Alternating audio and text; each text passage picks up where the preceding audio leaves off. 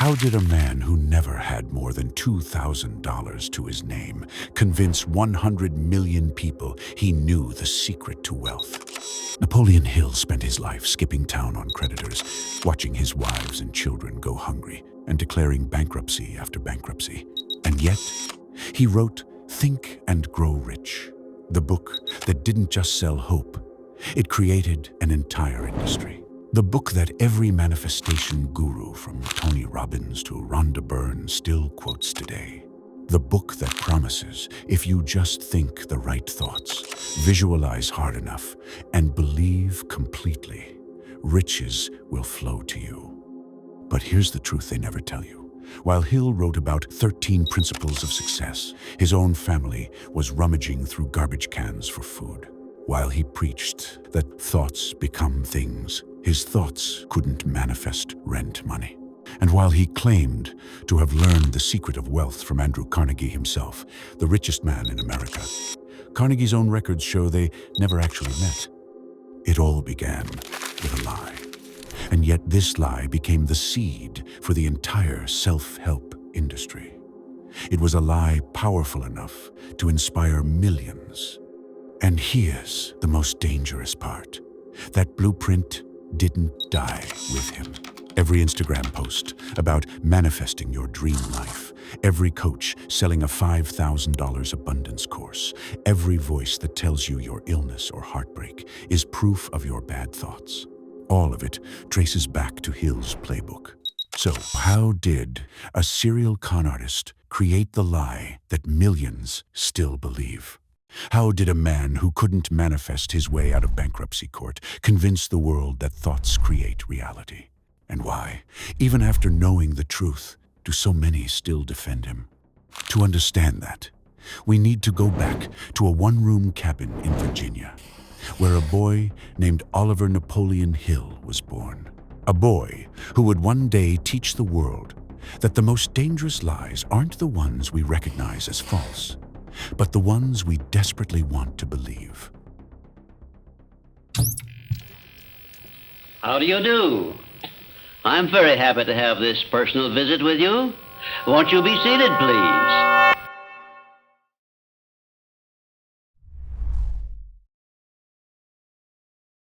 In a one-room cabin, smoke leaking through gaps in the roof, a boy was already learning something different. His name was Oliver Napoleon Hill. But even that was a story in flux. Sometimes he would say he was born in 1882, sometimes 1883, sometimes 1884, which was true, maybe none. For Hill, the truth was clay, to be shaped into whatever would serve him best, in a town where everyone's story was the same. Dirt floors, empty cupboards, survival farming. The boy who told a different story stood out. Napoleon spun tales of destiny, of opportunity, of adventures just beyond the hills. Neighbors leaned in to listen. Shopkeepers slipped him scraps. Even when people had nothing to give, they found themselves giving to him, because he made them believe he was going somewhere, and maybe, just maybe, he could take them with him. By 13, he claimed to be a reporter for local newspapers, the Wise County Herald, the Big Stone Gap Post. He said he was the youngest reporter in the history of Southwest Virginia, personally selected by the editor for his exceptional talent. The truth? No bylines exist. The papers had never heard of him. At best, he may have sent a single letter to the editor, but he understood something most adults never grasped. If you say it with enough detail, people rarely check. This became his pattern. A sliver of truth, inflated until it gleamed, used as the stepping stone for an even larger fabrication. Lies as rungs on a ladder. By 15, Hill said he was interviewing Andrew Carnegie for a small magazine. Not just an interview, a sacred initiation. A boy from the mountains, chosen by the richest man in America. He described it later in luscious detail. The mahogany desk, the ticking clock, the moment Carnegie leaned forward and gave him a secret mission, not just an interview. but a sacred initiation. It never happened. Carnegie's secretary kept meticulous ledgers of every visitor, every meeting, every hour. Hill's name never appears. Not once. But here is the mystery that will haunt the rest of this story.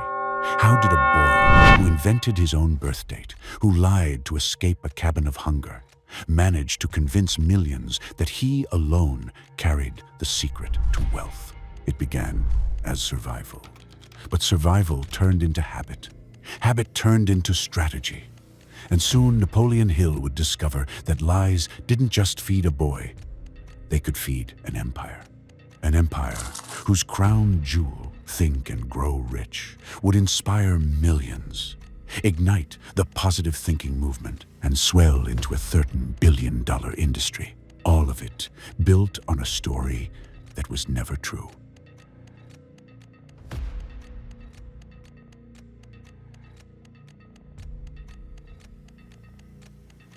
Lumberport, West Virginia, 1905. Florence Elizabeth Horner was 22, the daughter of a respectable family. She believed she was marrying a rising businessman with powerful connections. Napoleon Hill spoke of meetings with industrial titans, of revolutionary business ventures, of a destiny too large for the mountains that raised him. He promised her a life of stability, opportunity, respectability. She believed him. Within a year, they had their first child, Mary, then James, then Napoleon Jr., then David. 4 children, each born into promises that dissolved like smoke, because the man Florence had married was not a businessman. He was a storyteller, running out of audience. Hill's first big con was the Carnegie Hill Lumber Company, founded in 1906. He convinced investors he had a revolutionary plan for the timber industry. A plan blessed, he claimed, by Andrew Carnegie himself. He produced documents, gave speeches, hosted dinners in fine restaurants.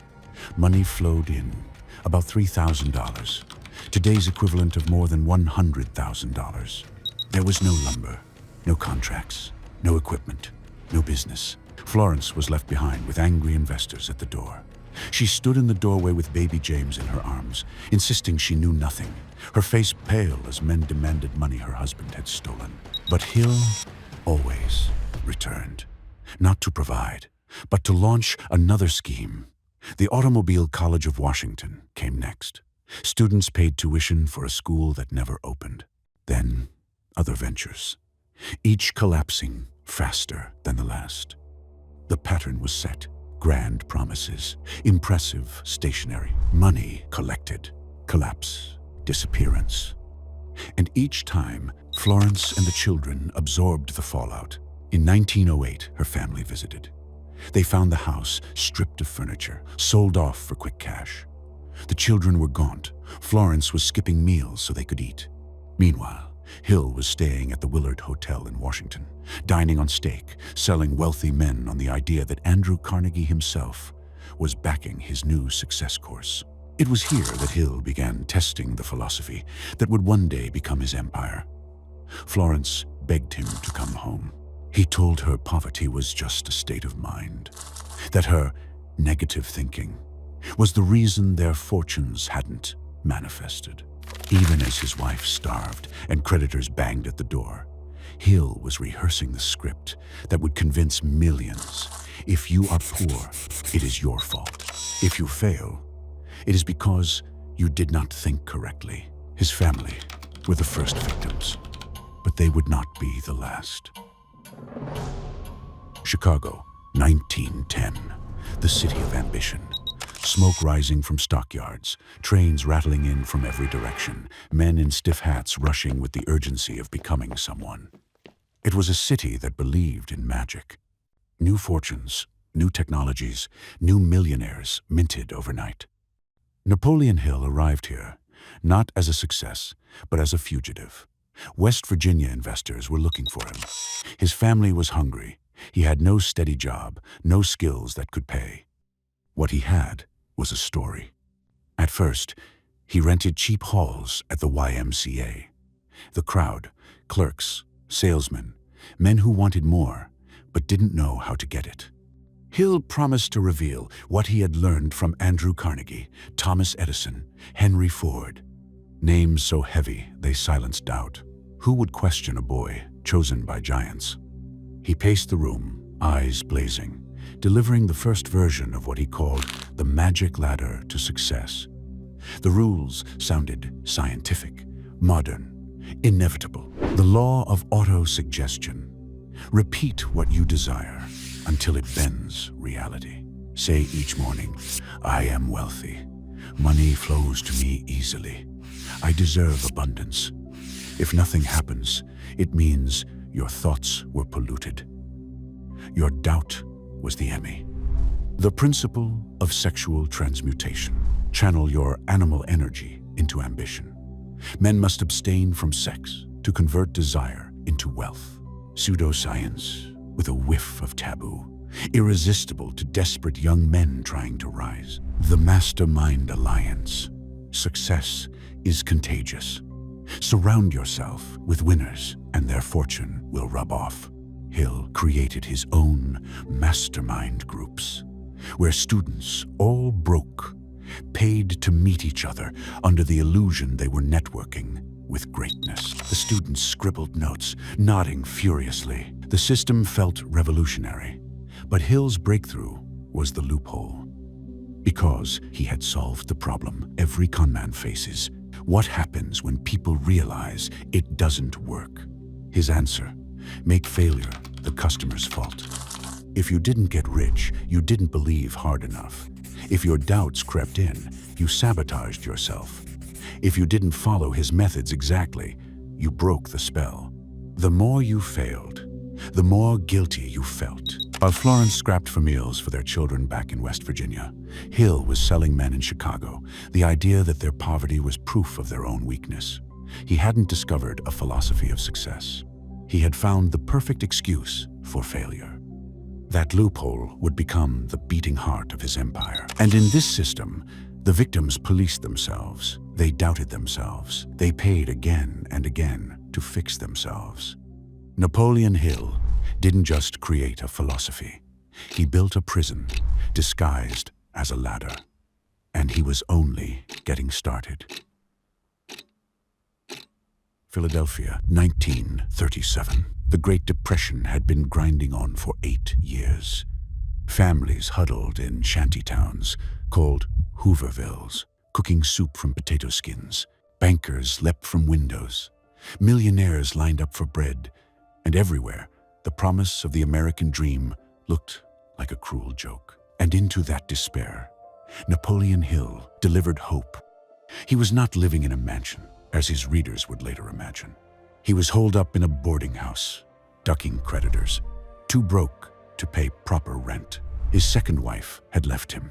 Investors were hunting him across state lines. He had failed at business, failed at family, failed at every scheme he had touched, except for one: writing. Hill sat at a rickety desk and wrote a book that would change everything. Not for the world, but for him. Think and Grow Rich. On its cover, the promise of a secret passed down from Andrew Carnegie himself. Inside, the same recycled principles he had been peddling for years.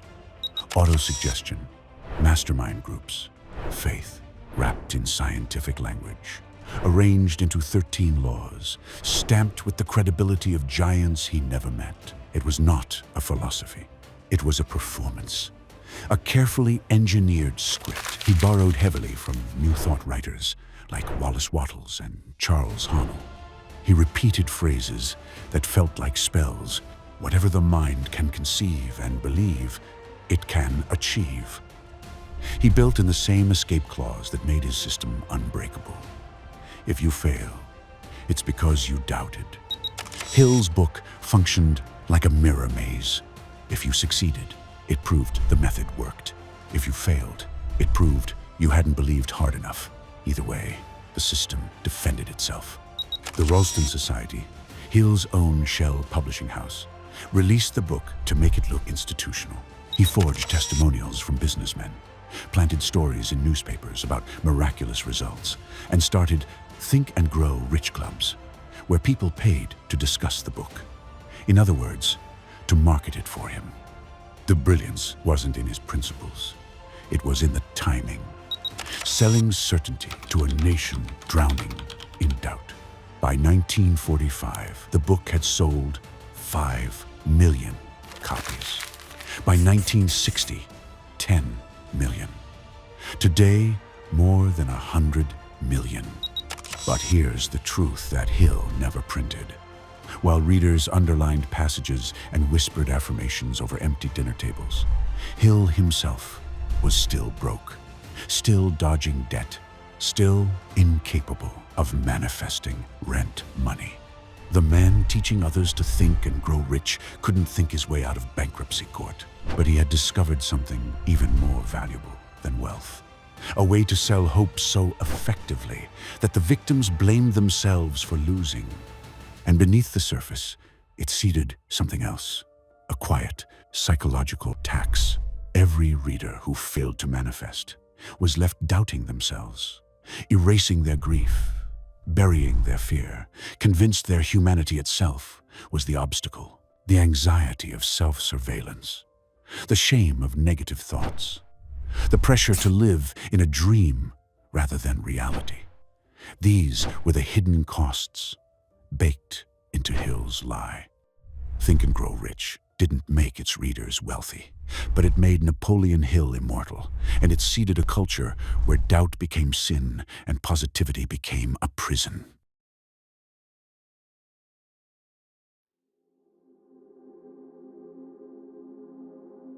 Imagine it. You're a young salesman in Chicago, 1910. The rent is late. Your stomach is tight from skipping meals. But tonight, you sit in front of a cracked mirror, repeating the words Napoleon Hill commanded. I am wealthy. Money flows to me easily. I deserve abundance.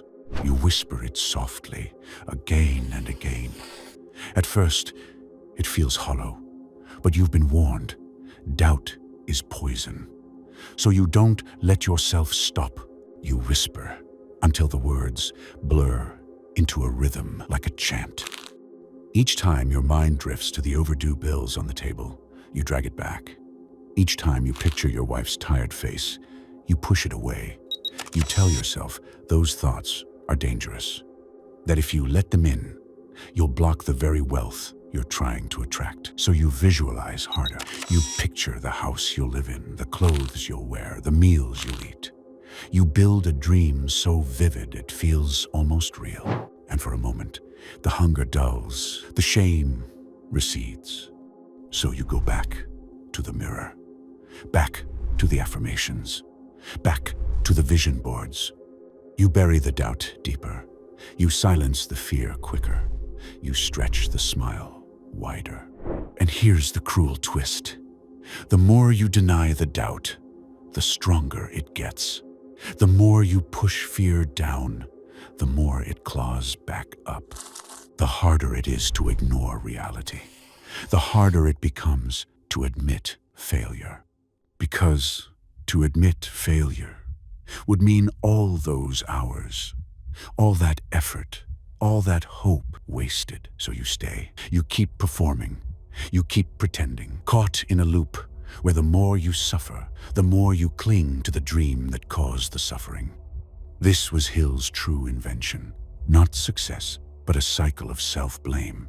So subtle, it felt like empowerment, a performance of positivity that people rehearsed until they forgot what real felt like. A prison with no bars, just mirrors.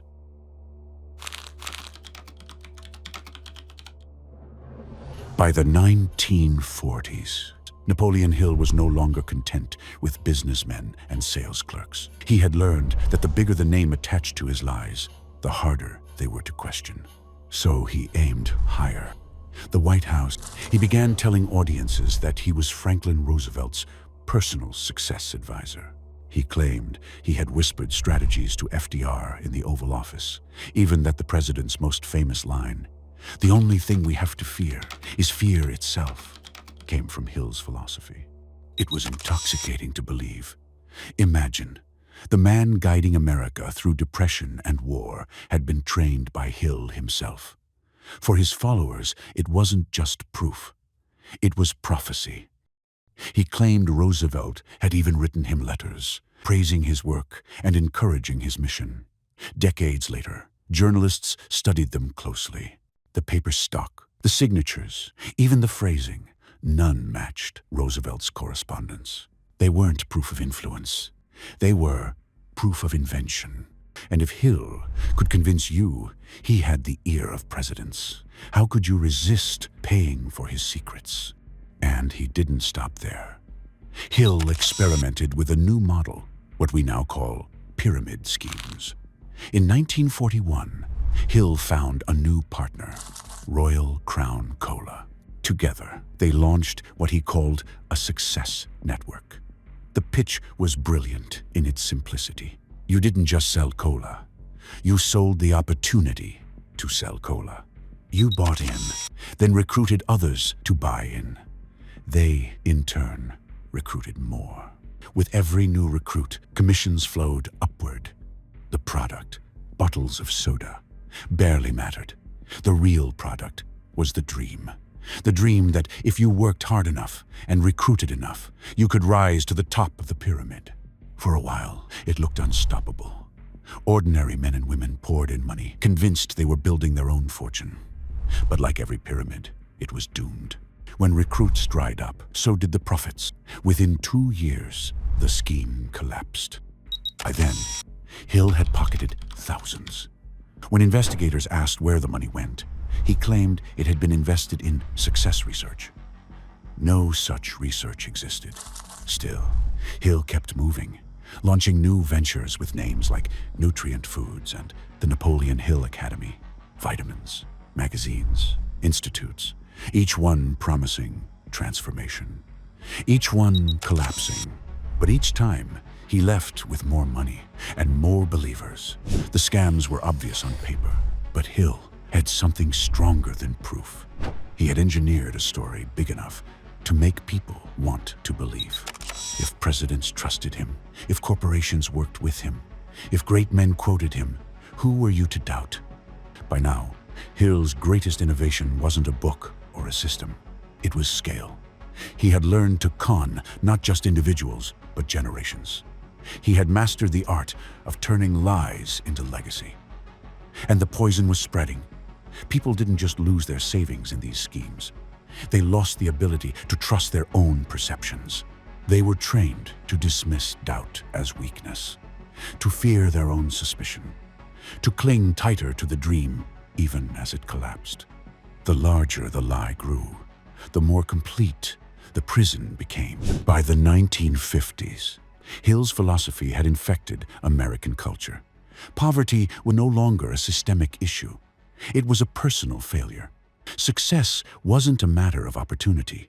It was a matter of thinking correctly. And millions were now trapped in a psychological pyramid far larger than any cola scheme Hill ever dreamed up. My curiosity led me finally to the discovery of the master key, which I shall reveal to you if you are ready to receive it. They used to tell me I was building a dream, and so I followed the mob. When there was earth to plow or guns to bear, I was always there, right on the job. They used to tell me I was building a On the 8th of November 1970, the prophet of wealth died broke in a charity hospital. His body gave out before his philosophy did. The man who had promised millions that thoughts create reality couldn't manifest enough money for medicine. But death didn't kill his philosophy. In a way, it set it free. Within weeks, a Chicago insurance tycoon named W. Clement Stone bought the rights to Hill's work. Stone wasn't blinded by devotion. He was a shrewd businessman. The public records of Hill's frauds were easy to find. Carnegie's archives made it clear the famous meeting never happened. Journalists had already poked holes in Hill's story. Stone didn't care. He saw what Hill had really built. Not a philosophy of wealth, but a machine for manufacturing belief. So he polished it. He created the Napoleon Hill Foundation, giving Hill's teachings an institutional shell of legitimacy Hill himself had never achieved. He hired ghostwriters to churn out lost manuscripts. He launched certification programs where desperate seekers paid thousands to become official Hill instructors. But Stone's genius was choosing the right disciples. In 1972, he discovered a hungry young speaker named Tony Robbins. Robbins was broke, working as a janitor, but he had charisma, drive, and a willingness to sell certainty with the same ferocity as Hill. Stone taught him everything: how to create emotional highs that felt like breakthroughs but changed nothing, how to make failure the student's fault, how to build an endless ladder of courses, each one promising what the last hadn't delivered. Robbins ran with it. Where Hill charged $25 for a seminar, Robbins charged $5,000. Where Hill promised wealth, Robbins promised transformation.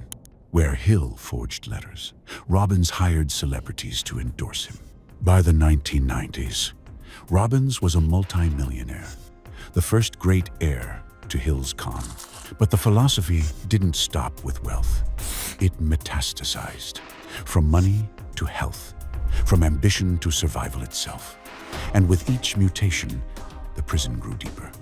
Louise Hay carried it into hospitals and sick rooms, where the damage became even more devastating. Hay, once a model, reinvented herself as a healer after claiming her affirmations cured her cancer. Part of why people believed her is that she wasn't entirely wrong. Science does recognize that the mind and body are linked.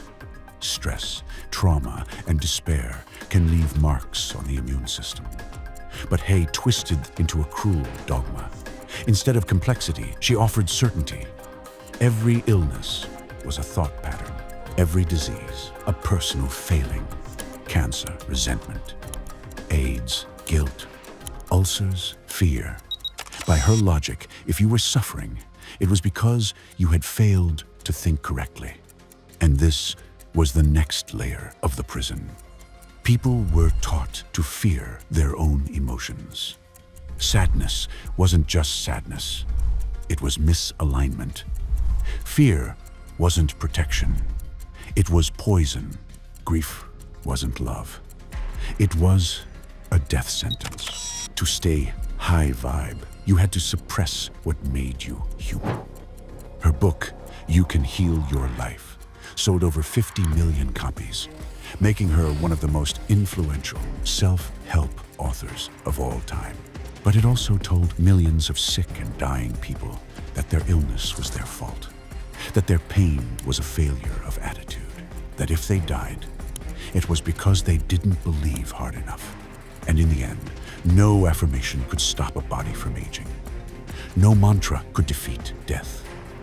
Louise Hay herself died in 2017 of natural causes. Her philosophy could sell comfort. It could sell books, but it could not sell escape. Then came Rhonda Byrne with The Secret, where Robbins built stadium shows and Hay built a self-healing gospel. Byrne built a movie. She took Hill's 100-year-old claim that thoughts create reality and coated it in quantum glitter, energy, frequency, observer effect, real scientific terms stripped of meaning and stitched into a cosmic ordering service. And she used cinema itself to hypnotize: glowing scrolls, floating particles, checks materializing from thin air. It felt like proof. It felt inevitable, but it was Hill's playbook in high definition. Victim blaming now wore a lab coat and a Hollywood smile.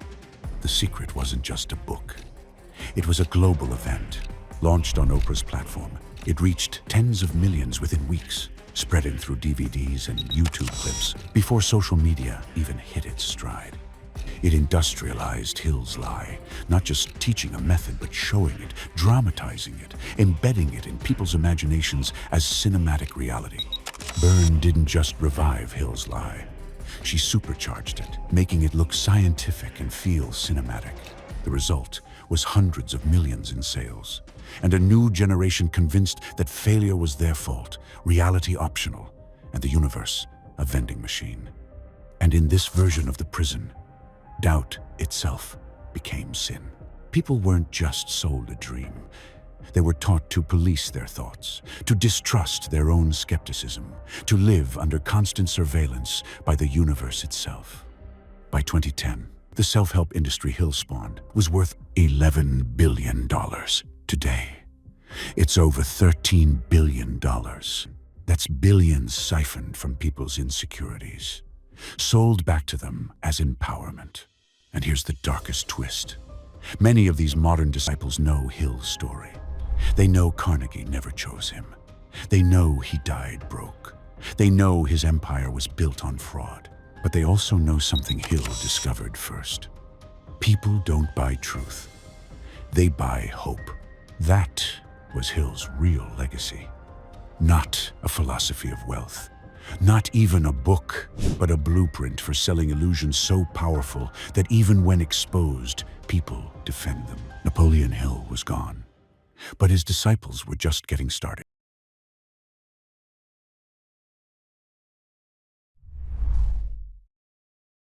Hill understood early that belief needs evidence, or at least the appearance of it. When he released Think and Grow Rich, he didn't wait for real testimonials. He forged them. Businessmen supposedly praising his work, stories planted in newspapers about miraculous results, clubs springing up to share success stories. All of it carefully staged to make it look like his system was working everywhere. The trick was simple. A few loud voices can drown out 1,000 silent failures. Hill built Think and Grow Rich clubs, where the price of entry was not proof of wealth, but enthusiasm. Members paid to gather, to read passages aloud, to tell each other how close they were to their breakthrough. Failure became unspeakable. If you hadn't made it yet, you kept quiet, because doubt meant weakness, negativity, even sin. That silence was as important as the noise. It created the illusion of consensus. When you saw everyone around you nodding, testifying, smiling, you doubted your doubts. You silenced your questions. You kept going, because no one wanted to be the only one left behind. And the illusion didn't die with Hill. It took root and spread into the way self-help is sold today. Scroll through Instagram and you'll see it. Influencers announcing they manifested a soulmate, a car, a wire transfer. I don't chase, I attract. I don't chase. I attract. TikTok coaches waving checks they claim arrived after affirmations. Vision boards curated like altars. Stories of wins flood the feed. The losses stay hidden in private shame. It looks like proof. It feels like community. But it's a carefully edited reality, just as Hill engineered nearly a century ago. Success stories get polished and amplified, while failures are buried. Not because they don't exist, but because they don't sell. The result is a cycle of performance. People not only buy into the dream, they curate themselves into examples of it. They share only the highs, suppress the lows, and become walking advertisements for a system that is quietly hollowing them out. This was Hill's real genius. He discovered that if you can control the story people tell about themselves, you don't just win their money, you win their silence. Social proof became the smoke and mirrors that kept the prison lit. And once the illusion of proof was in place, Hill and later his disciples could build engines of endless profit on top of it. Some people, they just see the abundance in the world. You know, that's all that they see. They don't see any lack. They just see abundance and everything seems to go right for them. Everything falls into place for them. They invest in this and it skyrockets, and they buy a house in this place and that suburb goes crazy.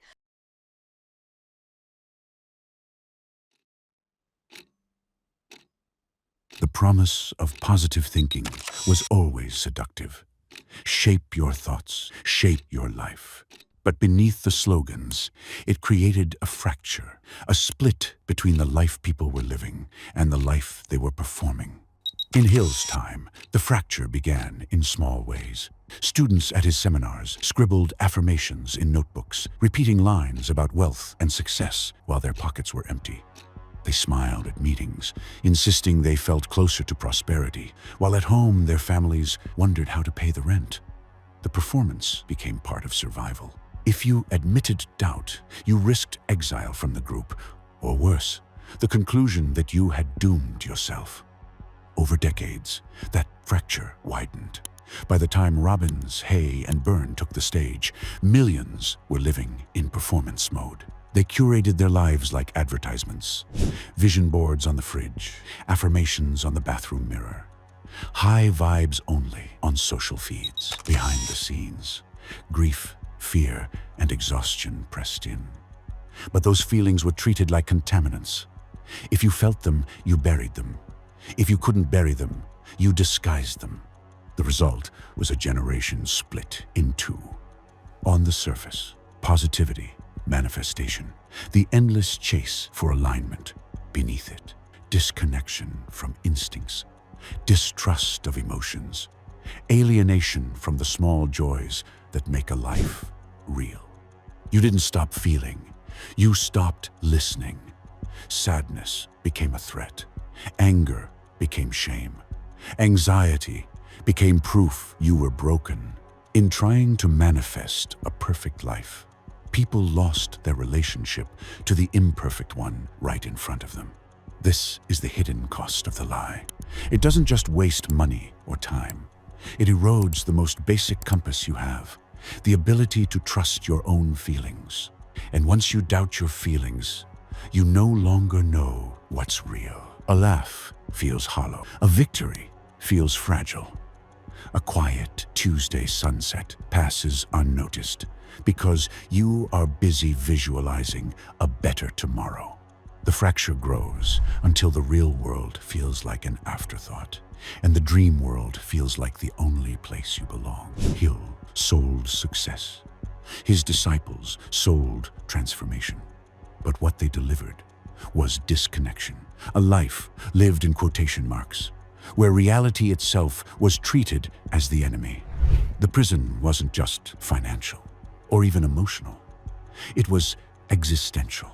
A cage built not from bars, but from denial, cutting people off from the only thing they ever truly had, the unpolished, uncurated, fleeting miracle of their own lives.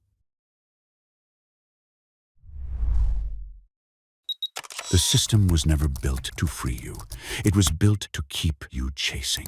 One more book, one more seminar, one more affirmation, one more step toward a finish line that never existed. The more you doubted, the deeper. The more you failed, the more you paid. It wasn't a path out of suffering. It was a loop designed to hold you there. And yet, the prison was always made of smoke. The lock was always in your own hand. You don't need to believe harder. You don't need to erase your doubts or silence your fear. You don't need to police every thought as if one shadow in your mind could cancel your future. What you need is to stop outsourcing your power to illusions, because real empowerment isn't about denying reality. It's about entering it fully, feeling grief without shame, facing fear without apology, letting your instincts guide you instead of treating them as obstacles, living not in a performance of positivity, but in the raw, unpredictable, uncurated truth of your own life. The spell only works as long as you keep pretending. The moment you tell yourself the truth about your pain, about your joy, about what you actually want, the illusion cracks. And through that crack, life floods back in. That's where freedom begins. Not in fantasy, but in presence. Not in chasing a secret, but in remembering you never needed one. Hill sold illusions. His heirs sold dependence, but you don't have to buy anymore. The prison doors are already open. Step through.